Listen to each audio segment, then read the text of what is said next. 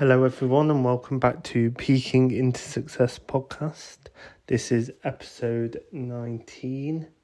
Today we have a woman who is bringing modern country over to the UK with force, with a number one in the iTunes chart with her single You last year. We have Nicola Harris. Want to know what's happening within Derby's black community? Or perhaps you have a story of your own to share? Then look no further than Majatu, your one-stop source for local African and Caribbean news. With our digital news platform and quarterly print magazine, keep up to date on all of the latest in arts, entertainment, food, sports and more. Find us online at mojatu.com. So I'm here with Nicola Harris today. How are we today, Nicola? I'm very good, thank you. Brilliant to hear. So let's start with who you are if someone doesn't know who you are, and of course who maybe you'd liken yourself to the most. I think that's a nice way to bring you in. Oh, okay. Well, be myself and I'm a female country singer-songwriter from Nottingham that lives in Derbyshire. There we go. And who would you liken yourself to? Singer.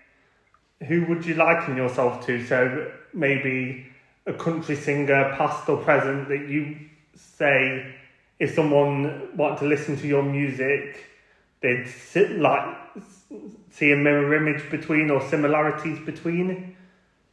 Well, I am, believe it or not, and he has brought out an album of his old songs done in a country style with loads of country artists of now. Lionel Richie has always been my biggest artist that I adore. He's a great songwriter, he's a great performer, he's got the soul, he's got country in his voice, and I've always said every one of his songs sounds country. And then a couple of years ago he brought out is it called Tuscany or something like that? And every one of his songs, he sings with a different country artist, and he does it all in a country style. And I've been singing Dancing on the Ceiling for years because I love that song. And everyone says, Nicola, you sound really country when you sing it. I went, because it's so country. And he's brought it out as a single with Rascal Flatts, an amazing country band from America. So my ears were already in tune with what he was going to do. you could see the dollar signs for him already years ago for him. Oh yeah, I was like, hey Lionel, babe, I think you ought to do those all again as a country song. You could have made money off it if you did it first, if you did them all as covers in your own voice, with your own style. There you go. I know, tell me. So, do you want to tell us kind of how you fell into country music and kind of how that all came about? Is it the genre you always went with, or have you grown into it? I love music, and that's what I always say. I love music. I love every style. Music feeds my soul, whatever style it is, as long as it's a good song. But I've always had that more passion for the country side of things, just because I love the story that it tells. And I don't mean like, oh, my dog died, or I'm going to write a song about that. It's like, no. I don't mean country. I mean, I do like some country and western songs, but it's the new country, the crossover, that making it sort of a bit more relevant to today. But I always was into it when I was younger because my mum was into country singing and she was a singer. My dad loves country music as well. He brought me up on like Dr. Hook and stuff like that in the 70s. So I've always had a passion for that style of writing, that storytelling. So it's always been there. And I used to, my brother used to be a drummer in a band at school, and I was about 6 years old, and we always used to have to watch band practice before I could go dance lessons after school, and my brother clicked, and the whole school band would be practicing for the next gig they're doing at the weekend at some festival. But then I've been going so many weeks just bored out of my head, just thinking, Mum, I want to go dancing. One girl put a hand up to the school teacher and went, "Oh, sir, I'm not going to be here for the weekend." And he's like, "What? You tell us now at nearly the end of the rehearsal?" She went, "Oh yeah, I forgot, sorry." And then he sort of said, "Does anybody else know this song?" And it was a song called the Teddy Bear Song, which was by Barbara Fairchild, which is a country song. Well, I've been going there for weeks. I know I was 6, but I just knew the song. So just to sort of, no one was saying anything. No one said, "Oh, I know this song." And I was thinking, I've got to dance. I've got to go dancing. Somebody, please. I don't want to be late. So I just stuck my hand up and went, "Yeah, I know it." And my mum's looking at me going, "Nicola, put your hand down. You don't know." I went, "Mum, I do know it. And if I go and sing it, get the job done, I can go off dancing." So the teacher humoured me, gave me the mic, and I sang it. He went, "Great, do you want to sing that at the week?" I went, "Yes, Mum, dancing." I just didn't care. I just wanted to go dance lesson. And then obviously I got to sing this song, and everyone was like, "Oh my God, what a voice you've got at 6 years old." So I've always had quite a deep, I've actually got the video, to be fair, of me singing it when I'm young. And I just come out with this really mature voice, and everyone's going, "How deep is her voice?" And it sort of started from there. Everyone kept saying, "God, Nick, you can sing." And I'm like, "Can I? I'm a dancer. I'm a dancer." So that's how it kind of came about, sort of into the sort of that style, that kind of country, because it was the first song I ever sang, called the Teddy Bear Song.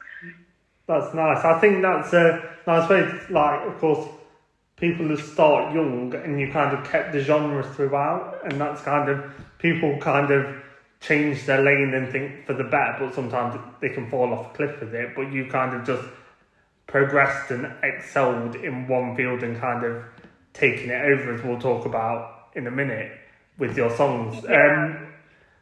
Of course, we spoke briefly before this about, as you call it, your day job. Do you want to just quickly explain to people what that is and kind of who you are for them roles and how you ended up going into that line of work? Well, it's quite simple, really. I went to stage school, did all my dancing, all my singing and acting, went to apply to Butlins for a Redcoat because I thought I needed to be helped out with my tuition whilst I was at stage school. And then in the end, I got to Butlins and thought, this is a bit cool. But then they offered me a singer's job. And I was like, what is it with everybody wanting me to sing? Is there something wrong with my dancing? But it was like, no, there's nothing wrong with your dancing. You're a great dancer. But instead of being a Redcoat, they just offered me the principal singer for all the shows at night. So I was like, so what you're telling me then? I don't have to do anything all day. I just come in and do a show each night, singing and dancing. They were like, yeah. I was like, huh, okay. And then I ended up, we used to have all the stars in their eyes people come in. Fresh from Stars in Their Eyes at Butlins, and I kind of found out how much these tribute singers were on. I was like, they're on what? How much? And I'm like, are you kidding me? So, but for a few years, I was like, nope, I'm not going to go down that road. I'm going to be famous in my own right. But then I thought, you know what? No, the money's too good.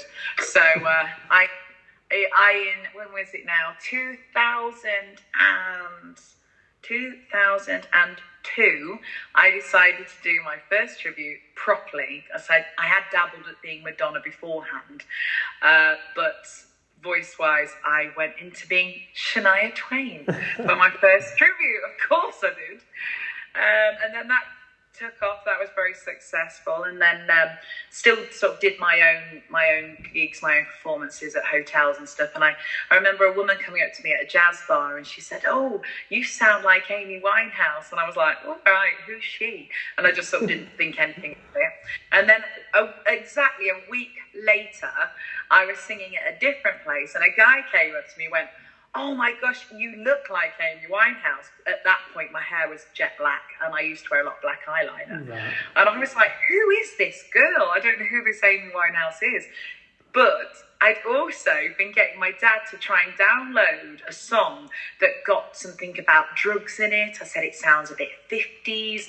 I said, she's got a real deep, soulful voice. I says, yeah, it must be an old song. I says, because she's got an old style, but I really love the song. I've heard it a few times on the radio, but I'm not quite sure who it was. Of course, the drug song was Rehab, and it was Amy Winehouse. So my ears had already tuned into her before I even realised who she was. And I thought, there you go, boom, that was my next tribute. And that took me all over the world. I used to work for TUI for Sensatories, and I used to fly out on a Monday. I used to do half an hour singing on a Tuesday, fly back on a Wednesday, and then do my UK gigs. So for 12 years, solid, I was going to different countries: Tenerife, Turkey, Ibiza, Mexico, Fethiye, Sea Cyprus, everywhere for TUI for 12 years solid. And then on the 2 years later, I decided to do Lady Gaga, because someone said, I keep hearing Lady Gaga and she sounds a bit like you, which is quite bizarre that Lady Gaga dyed her hair blonde because too many people were telling her she looked like a girl who was singing in the UK called Amy Winehouse. So it's weird how it all comes around, isn't it? Yeah, if you actually see Gaga when she was dark-haired, you can see she can so easily morph into Amy Winehouse. So that makes life easy. And then I went back to my roots thinking this is still a very lucrative job. I'm going to add Madonna to it again. So it is Shania Twain, Amy Winehouse, Lady Gaga and Madonna are the tributes, which is my day job, which funds everything else. There we go. And it's funny that, of course, you tribute Shania Twain when one of your songs surpassed her, of course, in the iTunes UK country chart to become number one, and she was number two. I don't know what song Shania Twain did, but I know that you basically pipped her to the post of number one. So do you want to go into, of course, your own music now and kind of your influences, how you created you, as well as, of course... You! You, not you the person, as we kept going on about earlier. Yes. Well, yes, I first, basically, because obviously I've been doing so much tributes and shows and stuff, it never gave me any time for writing. And I did actually write, I used to write songs when I was like 12 years old and put them in a book and put them under the bed and try humming them and sing along. And my mum would be like, what are you doing? What are you doing? Come on, we've got dancing. So they were so encouraging, like with my dancing and singing, but I was a bit nervous about the whole songwriting. So basically 2019, I went to a place in Leicester called the Long Road Festival, which is a massive country festival. And I was watching people like Twinny, she was on Hollyoaks, and she was, sort of not showcasing there, she was sort of getting herself known when there was all these American artists coming over. And there was also the BBC introducing stage there, where they were having people local on. And I thought, that's where I want to be. I need to try and get on there. I want to go on there. So I literally went home. This is the God's honest truth. Went home and thought, right, I'm going to write a song.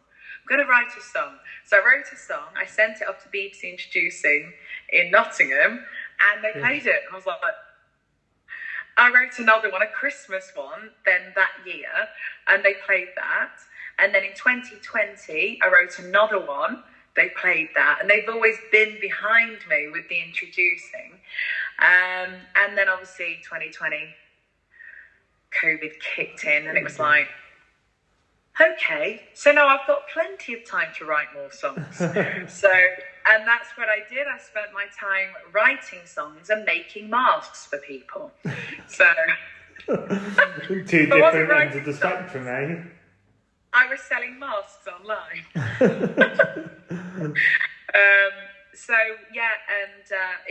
So of course there was no Long Road Festival 2020. There was no Long Road Festival 2021. They still didn't think about doing it. And then last year, I had a phone call a week before Long Road Festival, and it was Dean Jackson from BBC Introducing saying, Nicola, do you fancy coming on the BBC Introducing stage? I was like, oh my gosh, are you kidding me? Like, I was there 2019, which was the last time, going, I really want to be on that stage. Got to be on that stage. It looks amazing. Because it is a front porch. It's all done like a Western front porch. You can see Grandpa just swinging on a rocking chair or something on the porch. It's great. And I thought, and I went all cold, and I was like, this is amazing. You know, we've had COVID, we've had 2021 where nothing happened, and then 2022, I'm being asked by Dean Jackson if I want to go on the BBC introducing stage. And I kept thinking, because I always make jokes, because obviously my name's Nicola Harris. Yes. And Bob Harris of Radio 2, he does the country show every Thursday night. And I go on stage making out he's my uncle. So when I turn up at a country show, I go, yeah, I know you're all thinking, yes, Bob Harris is my uncle. And they were like, wow. And then because they all believe me, I burst into laughter and I go, he's not really. But all the time I kept saying, gosh, if I see him backstage at Long Road, this was last year, I says, I'm going to go up, I'm going to get a selfie. And I was going, yeah. Oh my God, he came past me, I froze. I just managed to get out a hi. I thought all that, yeah, I'm going to have a selfie, I'm going to ask him this, I'm going to ask him that. Saw him and I was literally like this passing and I went, hi. But I was literally 2 minutes before I was due on stage, so I got all that sort of pepped up nervousness but exciting, and then seeing Bob and I'm like, oh, there goes my uncle, and he did say hello, to be fair, back, but I just couldn't say, can I have a picture? You'll get your next opportunity though, 100%. You'll see him again, won't you? So you'll just have to time it right, or get someone to take the photo for you, so you don't have to ask him. Yeah, well, since then he does know I call him my uncle on stage, because he follows me on Instagram, which is nice. No. And when it's his birthday, I said, "Happy birthday, Uncle Bob." and I told him what I say when I'm on stage and put lol, and he just put laughy faces, and I was like, "Oh right, well he knows." I know.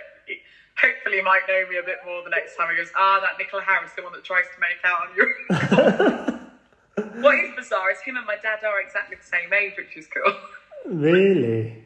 Yes, he could be.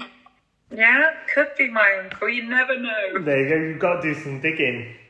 Do a family like tree. Blood Brothers, where the two twins were split at the beginning. That's it. That's exactly what I was thinking. Yeah, Dad, did you have a brother called Bob?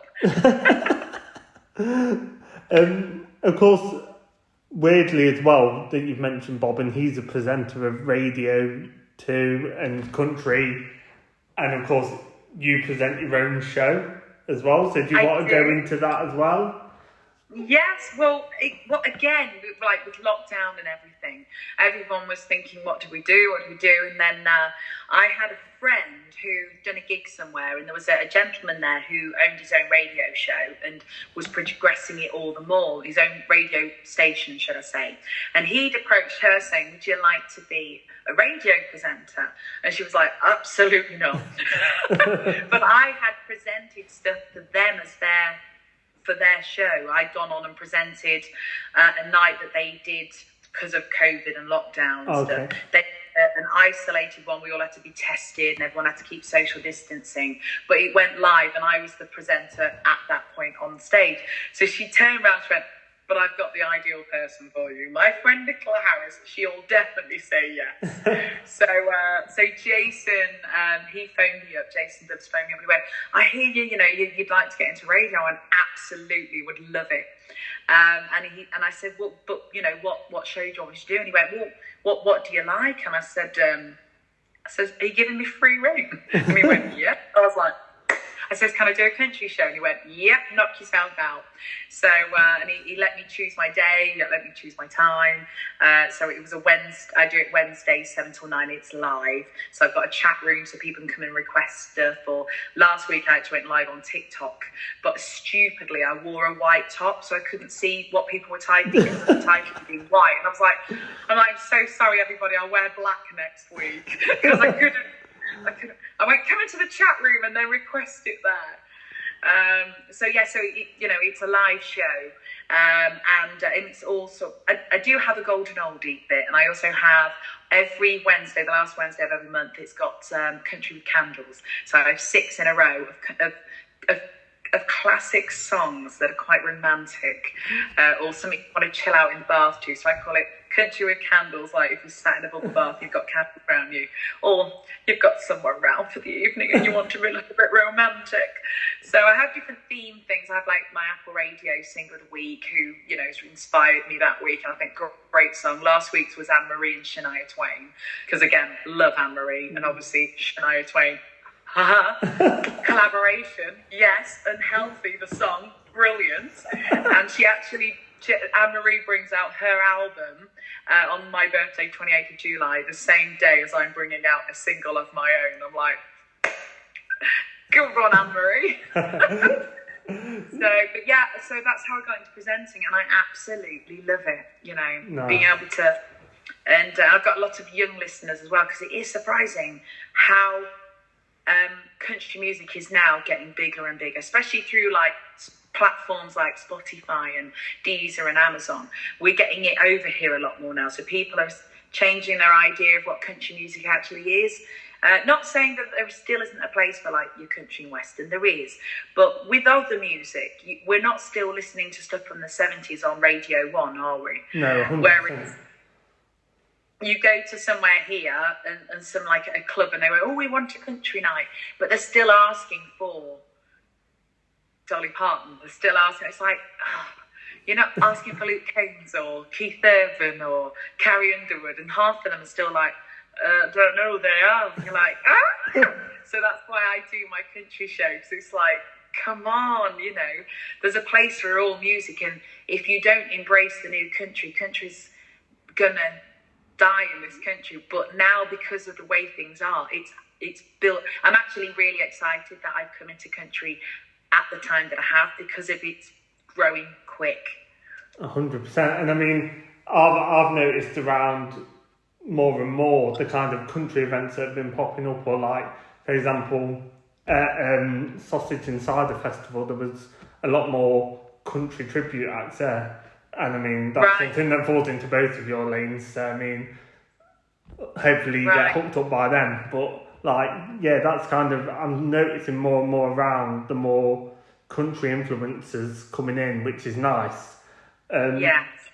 Moving on, we're going to look at your career high. So what you personally see as your biggest achievement is, of course, other people can say, oh, it's just on you because of the numbers it did, but of course focus personally on you when you think, I've done this. Yeah, it's a tricky one because I've had different highs of different things. I mean, if you look at, like, I suppose if you look at my CV, some people would say, oh, Nicola, it must have been amazing when I performed to 42,000 people at Matthew Street Festival, and I headlined it 2 years on the trot. But I did it as Amy Winehouse with my 9-piece band. Brilliant, not taking it away. It was fantastic feeling, but it wasn't my songs. It was great entertaining that many people, but if it had been me singing my songs to that many people, it'd be like, oh my God, and having everyone sing back my lyrics that I'd written, then it would have been even better. But I can't take it away. It was a great high. Another high, I would say, at the beginning of 2012, when I was approached to be on X Factor, and having to, I got down to the last 6 for the overs, and going to Gary Barlow's house. On paper, for everybody to watch, would probably think, oh my God, Nicola, that's how many people audition for that show and don't get anywhere near, don't get seen, and you were there, you went to boot camp, you went to Gary's house, and yeah, it was, but there's so much behind the scenes you don't see, so a lot of it was tarnished. And the bit where Gary says to me, Nicola, I find you really annoying on my first audition, I'm like, I watched that at home, like everybody else did, with my mouth open going, when did you say that to me? Because I wasn't on stage when you said that to me. And I just thought, why have you edited such a horrible thing? Well, it's not horrible, but it's like, he never said it to me. I wasn't on stage when he said that. And I just thought, Why did you feel the need to make out that Gary was lovely. Gary was so nice to me backstage. Gary couldn't have praised me enough. He's such a nice guy. And even now when people go and Google, you know, my tribute name, they'll go, but because they don't know anything else about me, they want to know something about me before I go to a gig, and they'll go, "Oh, what about Gary?" And I'm like, and I'm forever defending him, going, actually, he never actually said that to me. And it's very hard to try and get sometimes people's head to see X Factor in it. So although it was a high, it was tarnished a bit. Quite. Yeah, 100%. And it's not nice that, of course, as you said, it's been edited. There's a lot of TV at the moment that's being edited, especially like things like Love Island, stuff like that. It's all being scripted. So it's a shame that, of course, even we're talking 11 years ago, they're still trying to put something in to cause controversy when you don't need that. You performed, everyone thought you were good, you got to the next round. Why does a comment need to be said when you're already through, if that makes sense? Exactly. And it was just all so contrived, and it just so wasn't necessary. You know, it was hard. Some bits were really hard to swallow, and not just for me, for things that I watched, I witnessed backstage, things that I'm thinking, that's not human. That's inhuman, the way you treat this person. That's horrible. Someone had an absolute breakdown, and it was kind of, let's click fingers, come on, let's get 5 people's cameras on this person. This guy's having an absolute mental breakdown here. He's crying. He's, you know, you've really put him in a bad way. And there was no one there to say, "Oh, come here, I'll make you feel better." It was like, "Go, cameras, now, quick, on him." Jeez. And I'm like, I wanted to push everyone back and go, he's having a meltdown. And it's like, I can't believe this is happening. It's just not supportive. And I mean... No, it's horrible. And luckily for you, like, a lot of people will go on that show, and I feel like that's the end of the road. And they don't want to kind of push on from that, where you've done the complete opposite, and you've kind of been like, yeah, I've been on that, it's been a learning curve, boom, straight back on it, making my own music, making money. I mean, it didn't harm me, and it didn't progress me. It just got a few more people probably knowing me, because people then honed into me, and a lot of followers from it.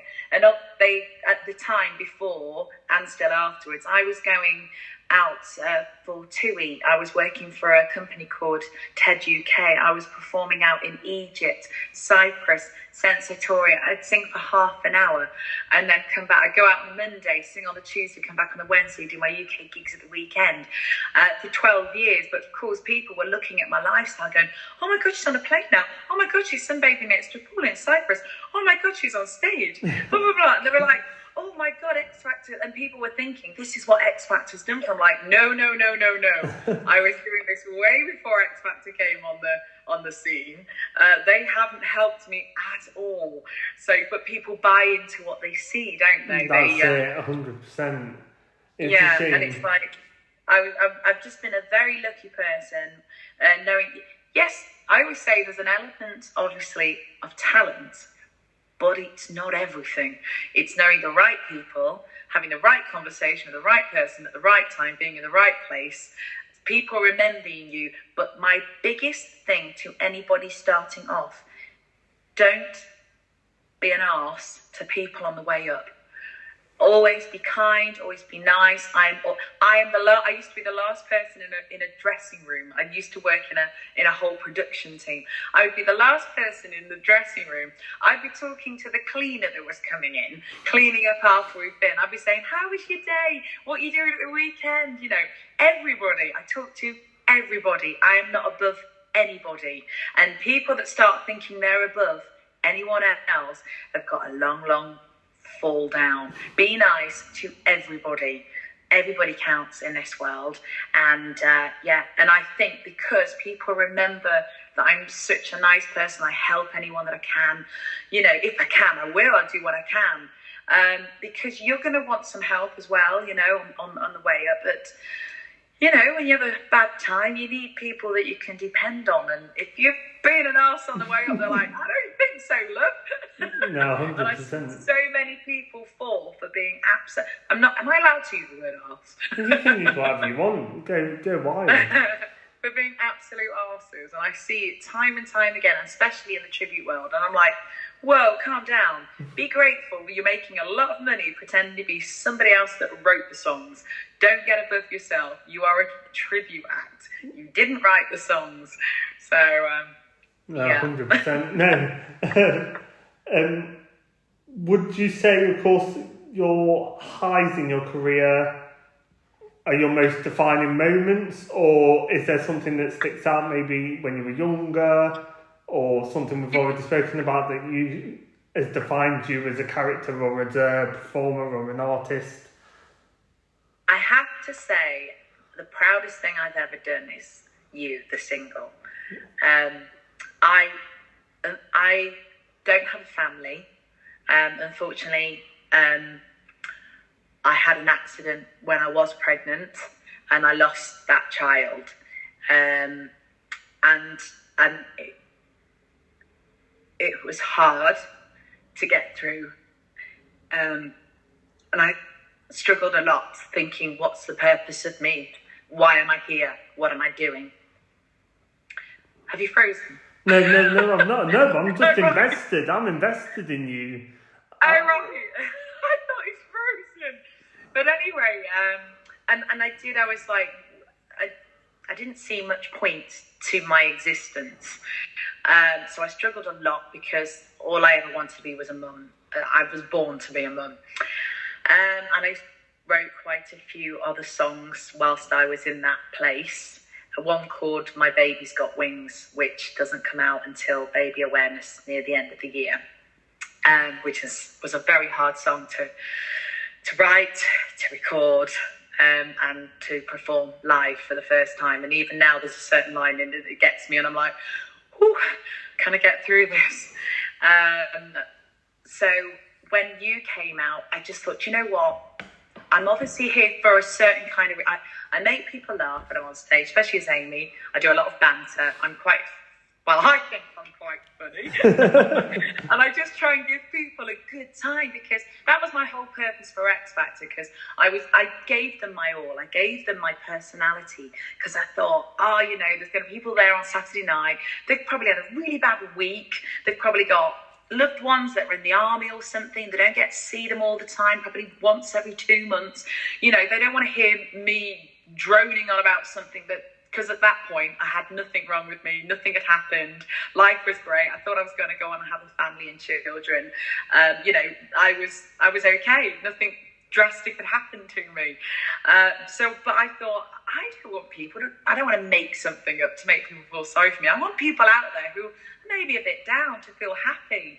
So then when X Factor completely destroyed my personality for the world to see, I was like, well, that's not me. Then I was thinking, I'm here to make others happy. That has got to be my purpose. I thought, I'm not going to lose my faith in God, because there's got to be a reason, has to be a reason.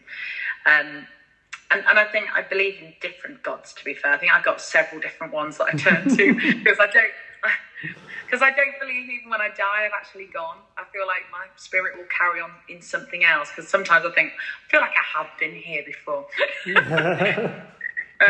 Didn't learn much the first time. So with the writing, I was like, I paid extra on like Spotify and that, if anything was to happen to me, my music stays on there for a lifetime. That gave me so much comfort to think that I'm leaving something of myself for people to listen to, and my thoughts, my ideas, the songs. And You, when that went to number 1, I just burst out crying. In fact, Preston D. Barnes, who sings it with me, who I asked to sing it with me, he was the one that phoned me up first, because he's got an account, and he managed to find out that it gone to number 1 before I did. And I thought he was joking, because we both banter with each other a lot. Taking the he goes, well, Nick, you've done it. I was like, what? And he went, gone to number 1. I went, yeah, right. And he went, no, you have. And I was like, are you kidding me? I went, I can't believe it. And I don't cry very easily. It takes a while for me to cry. cry and get emotional. And then I was in the car just going over to my mum's, and I thought, oh, I just put it on. Not that it sounds any different to playing it on Spotify, so it has been on my phone for like the 2 months that I've been waiting to release it. But I was just like, oh God, this is what I'm leaving behind me. It doesn't matter if I die tomorrow because I'm leaving this behind me. I'm so happy right now. And it just gave me so much comfort. So every song, I just feel like I'm leaving a little bit of my thoughts and my ideas behind me, that my existence has meant something. So I think I have to say that is my biggest, my most proudest moment is doing my songs. And I mean, with what you said, of course, about how they are leaving a legacy, and of course, with the songs you've got upcoming and the emotional connection you've got to them, when you were talking and how you describe it, in my head, it's like you're leaving behind kind of like your version of Anne Frank's diary.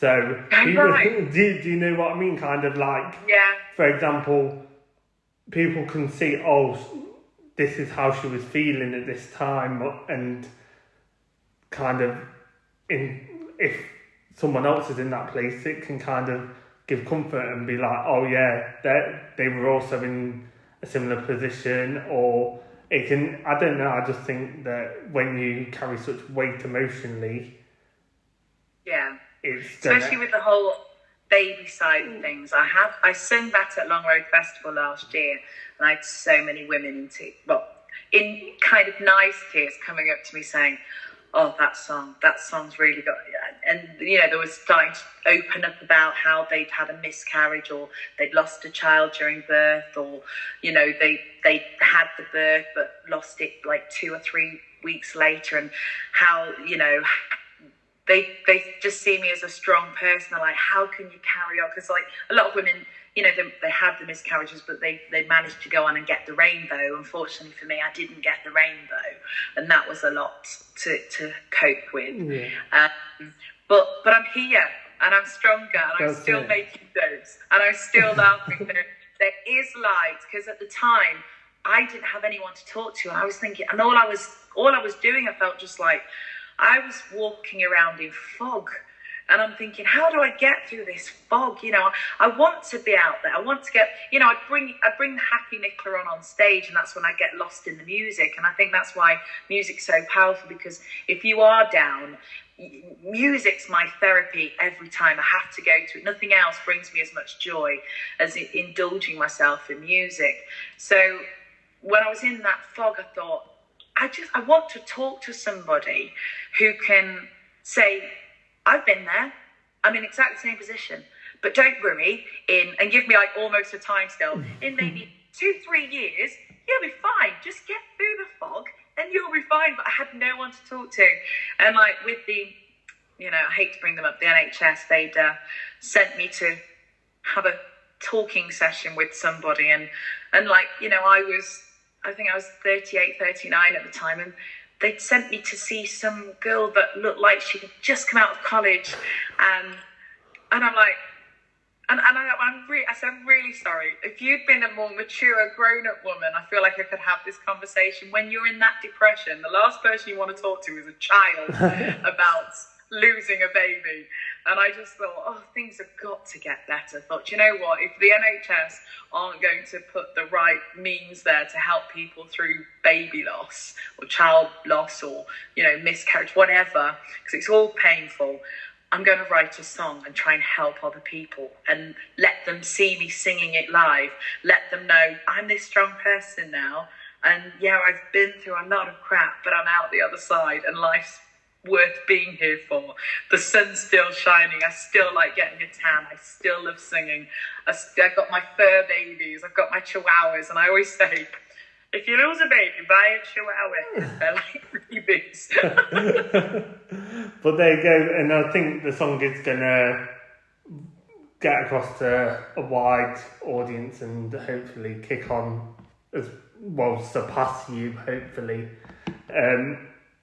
Talking about other things that you've got going on at the moment, what's kind of the plan for summer as well as the rest of the year for you?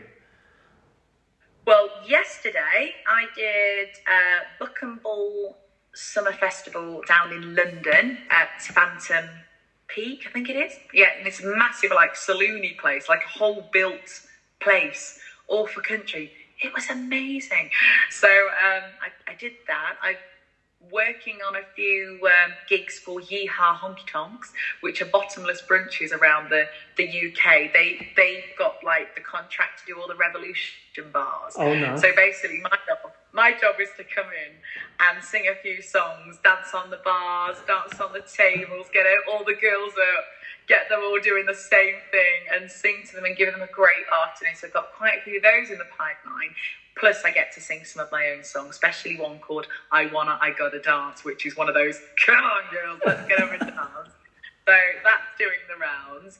But recently, which was last week, I went to Derby Studios, the rehearsal rooms there, to rehearse with my band, because it was the first time I heard my songs played by a live band last week in Derbyshire. And I was like, and the studios there, rehearsal rooms are amazing. Which one was it? Do you know? Is it pronounced Dubrek, yeah. There we go.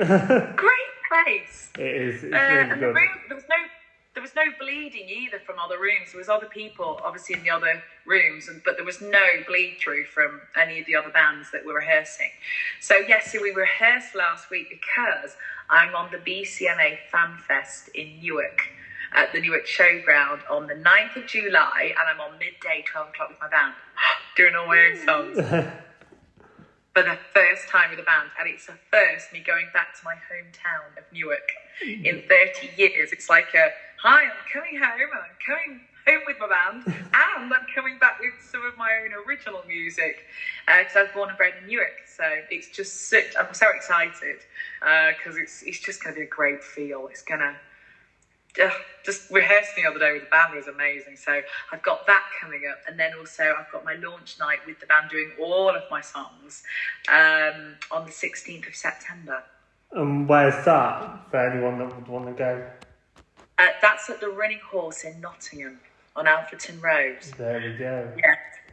And do you know what? Even though I'm living I live in Derbyshire.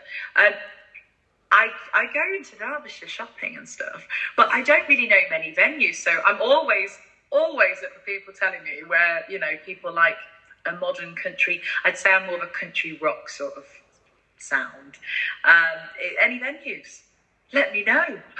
I think after this I can try and give you a list, or I'll send them through to you, and then you'll have a list of Derby ones. Yay! Get my music out there. You can be my manager of Derbyshire. Derby associate. Yeah, you can be my PR of Derbyshire. Get me on the Cider and Sausage Festival, or Sausage and Cider Festival. Haven't you heard of that? I didn't even know about that festival until 2 days ago. Really? Didn't even know about it. It's the biggest one. It's the biggest tribute one in the UK, I'm sure. Yeah, I looked at some of the stuff because obviously there were some tribute acts on there. I'm not so big of going on there as a tribute act, and I'd love to go on and do my own stuff with my band. That would be amazing. No, it's something to look into now, and I mean, now you're aware of it. Hopefully 2024 is your year for it. By the way, everyone that's listening on the podcast, my fingers are crossed right now. I could see you. I was like, oh yeah, I was just enjoying you doing it, and then I was like, oh yeah. I realised it went silent, and I thought the people listening are thinking, well, what's she doing right now? So I thought, I will let you know I'm crossing my fingers for 2024. To get a bit deeper again, is there anything that you'd firstly do differently if we could go back to young Nicola and live the journey again? And secondly, you've already given one piece of advice, or is there another piece of advice that you'd give to younger budding artists, or your younger self even? If I was talking to myself now, I'd say it doesn't matter your thoughts, thinking, oh, is this good, is this not good? Only you know what's good, because they're your lyrics, they're your songs. Believe in your music, because no one can tell you really that your lyrics are wrong, because that's what's coming out of your head. That's your creation. I used to beat myself up too much, saying, oh gosh, because in my head I was always this dancer, always a dancer. And then for years I was singing, getting paid for it, but for a while I was like, I felt like I was what's the word, pretending to everybody that I could sing, because I didn't really feel that I was a singer, because I was always a dancer that sang. And so for years I've always been a singer that dances, because I've always thought I needed to dance to get people's interest in me singing. But now I actually believe, I think I must have hit sort of back end of my 20s to then start thinking, well, a lot of people book me for my voice, so I must be a singer now. I wished I'd had that as well with when I was younger, when I was writing songs, like when I was 12 and 13. I wished I'd gone on and on at my mum a little bit more about wanting piano, because I always wanted piano so I could write, because I wanted to be Lionel Richie, of course. And I wanted to write songs, and playing a piano would have been brilliant. So every word of advice for anybody who wants to write songs, please, even if it's not something you want to play on stage whilst you're performing, but it helps you out to strum out the chords, or because I have to use an iPad with all the chords on it to get my songwriting going, because I can't play a guitar or a piano. So I would tell myself, just get a keyboard, learn the chords, or get a guitar and learn chords. Nicola, just do it. And another thing, I think, what did we speak about before we started? I was saying about I'd tell my youngest, I think it was just to believe in writing, and get into writing and getting my songs out there younger than leaving it to the time that I have, without giving my age away. But no, I think you summed it up well, and kind of should inspire people, hopefully, if they're if they're not in their teens, they can still try and pursue something. Always try and pursue it if you've got an interest in it. I mean, we don't need to say your age or how old you are, but you still pushed it. I mean, like, look, X Factor, you said, was in 2012, and we're 11 years down the line, and you still... That's quick, man. And we're still performing, and we're still doing... You're still performing, and you're still getting your own music out, which a lot of people on there, as I said to you, don't get that chance. So that's amazing. Do you want a little scoop? What happened there? Oh, go on. I sent X Factor original song to start off with. Then I got asked to go and see the producers and sing that song. And then I went to another producer and sang the same song. So they made me feel like they were investing in me with my songwriting, only to tell me 3 minutes before I walked out on stage that I couldn't sing it, and I had to sing Lady Gaga. And I went, are you kidding me? And I was like, I'm not going out. That's my day job. I'm not going out as a Lady Gaga tribute. I came here to sing my own song. And they were like, oh, no. They're really looking forward to you being Lady Gaga. And I'm like, no. And I had to put my foot down. So we went for a midway, and that's why I ended up doing Tell It to My Heart, Taylor Dane. So at least I could sing and dance at the same time. But they stopped me from singing my own original song. And then a few weeks before, I think it was either before boot camp or before I went to judges' houses, they sold a whole press paper in the Sun of me, a big middle spread of my video for the song, saying, oh my gosh, she's been doing this under a different name, trying to tell X Factor that she's got no music out there, but secretly she's selling it on the side. And I'm like, that's the song I auditioned with. You're now selling me out to the Sun paper to make me look like I'm a bad contestant. Thanks. Wow, that's bad. Isn't it? That's bad. That just shows show business for you, and shows just trying to do anything. I was mortified. I was in absolute tears. I thought, you're making me out to be this person I'm not. And I'm like, that's the song I auditioned with. It's the one I sent you in the first place. I thought, you nasty, evil people. Well, you're doing better now anyway without them. So yes. There we go. Let's think of that.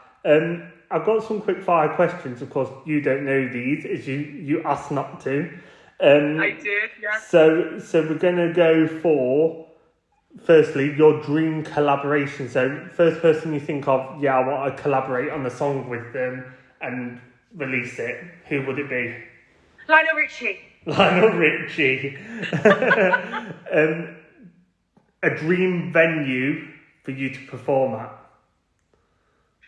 Dream venue to perform at. Dream venue to perform at. Glastonbury.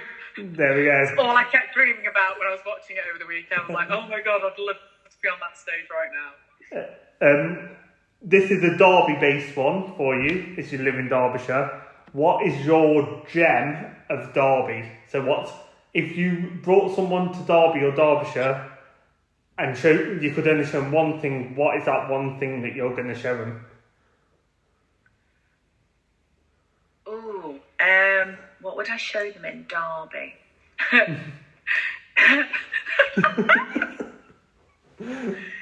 These little people, you know, they wear like, oh gosh, it's just up from sort of Primark, and they've got like a memorial bit, and there's a church and everything, and they've got these like little faces in concrete. Oh, on like a waterfall thing, like it's like yes, I know exactly what you mean. And they've got these really funny faces going round. Well, one looks like my husband, and I had to take a picture of it, and it's hilarious. And every time now I say, I'll go and show you the picture, the little concrete thing that they've made of my husband's head. I mean, that's a monument to you, Johnny Law.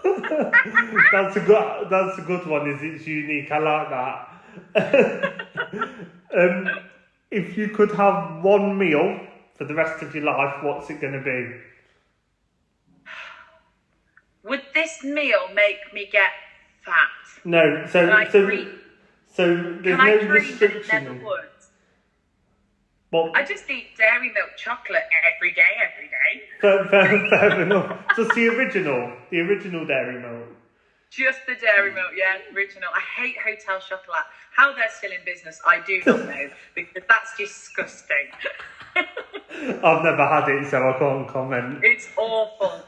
It's not nice. It tastes like that Advent calendar chocolate, and I am a biggie on chocolate. I know my chocolate. That's funny. I'm not a fan of Advent calendar chocolate, so I'm with you if it tastes like that. What is your go-to karaoke song? So this is the last question. So karaoke song, what are you going to sing? It's probably Mysterious Girl by Peter Andre. Well, why have I now got an image that I've seen you sing this on your Instagram? I think you've got it on your Instagram. Why have I heard you sing? Why have I heard you? I do it as Amy as well. I do it in my 90s show, and I do it as Amy. And sometimes I do a countryside, because as Amy I do the I'll stop and stare at you walking on that show. Oh. Now I try to concentrate. There we go. We got a little private show here. Yay! But no, I'm sure I've seen that before. But no, right. I think you'd smash it. And if you did it as the original, or would you do the rap? I don't know what the guy's name is. Would you do the rap in the middle? No, I always have a guy on the track that does the rap. Or I just point it to somebody in the audience that looks as drunk as I am. Because believe me, the only time I go on karaoke is when I'm drunk, and I sound just the same as everybody else. I had a story. I used to go over to Cyprus a lot, to the Sensitori, but then the cast used to say, Nick, are you coming out with us? I'm like, yeah. And I was so drunk. And that night I did Man, I Feel Like a Woman. But then I went into doing something else, and I didn't even know what it was. But I did that whole mic drop thing, because the room started spinning, and I was like, I'm going to be ill.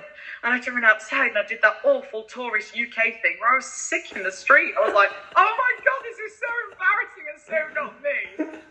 Got on the plane the next day, trying to be all like ladylike and all nice, and getting on the plane going, oh yes, I've just done my show.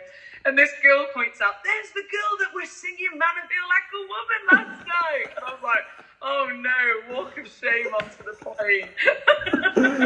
That's great. So we don't do it now. I don't do the karaoke. Oh dear. Just to sum up, where can people find you, listen to you, see you? Any sense under the sun?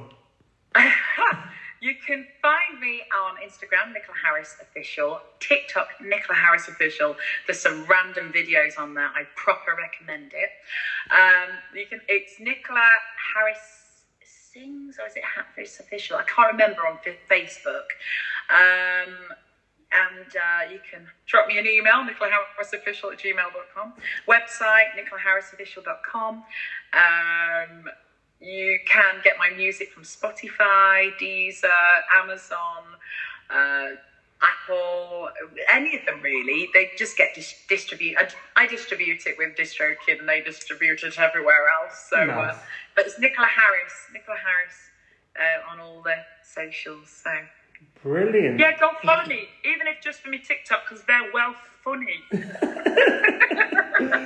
No, wicked. Thank you for coming on today, and hopefully thank you for having me. We'll see you at the Sausage and Cider Festival in 2024. Yes, because you are going to get me on it. I'll try my best. Yes, I'll give you 10% of everything I earn. I hope you enjoyed today's episode of Peaking into Success podcast. If you enjoyed, please make sure you follow us on Spotify as well as Instagram, where you can see all the updates of who is coming up, as well as who has already been on the podcast, as well as Twitter, where there is information and interaction from me on there as well. Thank you.